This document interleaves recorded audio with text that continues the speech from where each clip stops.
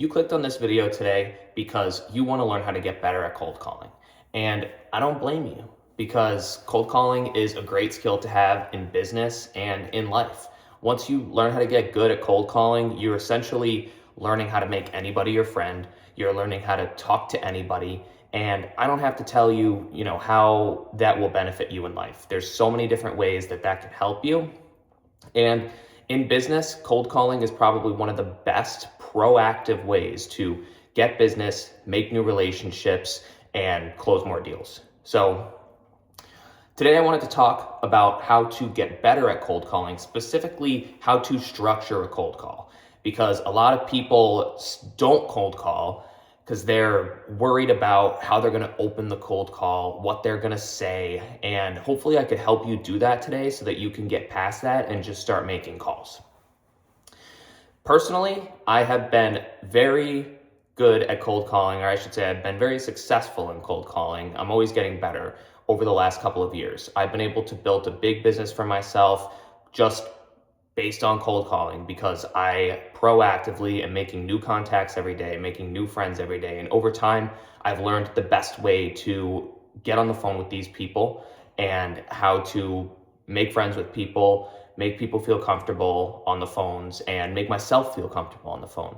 Obviously, it's a grueling task, right, to cold call, and everybody has that kind of moment before they call where they're scared. They don't know what the person on the other side is going to say. They don't know what they're going to say. So hopefully this video will help you with that today. When I cold call, the number one thing that I think people don't do that they should do is give the prospect permission to get off the phone as soon as they answer, right? So a lot of people will cold call. They'll be so nervous that they'll just jump right into the sale. And think about it on the other end. When you receive a cold call, whether it's like whatever, someone calling you about insurance, somebody calling you about like as a real estate agent or any other business, even like the random spam calls. If they call you and immediately they're just like, today I'm here to talk to you about blah, blah, blah, blah, blah, blah, blah, blah, blah. And you're like, I don't care. You know what I mean? Like this has I don't know who you are. I don't know why you're trying to sell. Like I do not care. And you're essentially just like, boop, hang up, right? And as the person that's making the call, it always hurts when someone hangs up on you, right? So you want to try and avoid that because that will make you feel better knowing that if you give the person permission on the other end of the line to get off the phone, you're not wasting your time, you're not getting rejected, you're just giving them a yes or a no. It's clean cut. Like if they say no, okay, hang up the phone. If they say yes, you go into your pitch, right? So the first thing that I do when I get on a cold call is I answer the phone or they answer the phone and I say, hello, Joe.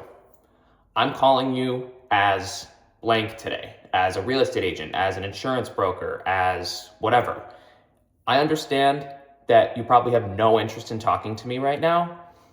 If you don't want to talk to me, it's totally cool. You can hang up the phone now. And you kind of say it laughingly, right? So like, ring, ring. Hi, Joe.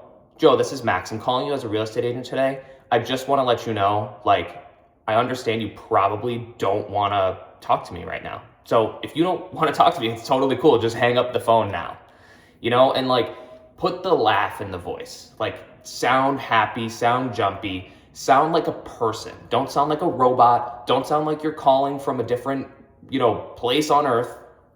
Just be genuine. And people will hear that. They'll hear that, you are local, you're a person too, and you're just trying to do your job, right? So again, ring, ring. Hi, Joe. Joe, this is Max. Look, I'll be honest with you. I'll tell you right off the bat, I'm calling you as a real estate agent. If you have no interest in talking to me, it's totally fine. You could hang up the phone now. And that way you give them the permission, right? And even if the person doesn't really care about what you're calling about, if they realize that you're a nice person and you're just trying to do your job, sometimes they'll give you the floor. You know what I mean? And you could go ahead and pitch them. And if they say no, they say no. And if they say yes, they say yes. You know what I mean? It's it's a good thing to do. Oh God, I'm at a showing and people are starting to show up and dance around the house. So essentially, that's what you do, is you want to give the person permission. They're 25 minutes early. I'm going to finish my YouTube video and then I'm going to go out there. You want to give the prospect permission. Once you give them permission, you make them feel more comfortable on the phone. You make yourself feel more comfortable on the phone. And then it doesn't feel icky and gross to make the cold call. You don't, if the person is in the middle of something, they'll tell you. And then that way you're not getting rejected. It's an easy out. You know what I mean? And then from that point, you have everything that you need to essentially pitch the people. You know what I mean? Like once they say yes, bing, bang, boom, you can pitch them. That's that. So keep that in mind. You always want to give the prospect permission. That's the number one thing that people don't do. They get on the phone, they jump right into it. Like no one wants to be forced to do anything. You know what I mean? People want to keep their autonomy. They want to be able to feel like they're in control. Put the prospect in control of the cold call. That way, even if they don't care about what you're calling about, if you give them the opportunity to get off the phone, a lot of people will respect that and they will still let you talk. Even if they have no interest in what you're saying, they will still let you talk. You will still make a contact. And who knows, down the road, you may be able to be in touch with them again. And they'll remember that you gave them the permission to get off the phone. And that's that, especially in smaller markets, smaller communities. The more cold calls that you're able to make, the more people that you're able to give the happy, lucky permission to get off the phone with you, right? They will remember that. They will remember your name. They will remember your ability to talk to people. And if they need you down the road, they're probably going to remember you. You know what I mean? So keep that in mind. That's the best way to structure a cold call, or at least start a cold call. I'll probably name this video how to start a cold call.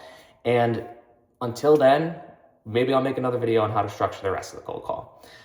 Comment down below if this video helped you today. Subscribe to my channel if this video helped you. I make new videos every day. I think maybe I'll start going into a little more of this cold call content because I've been very successful with cold calls and it seems like there's a lot of help that people need with doing this kind of stuff.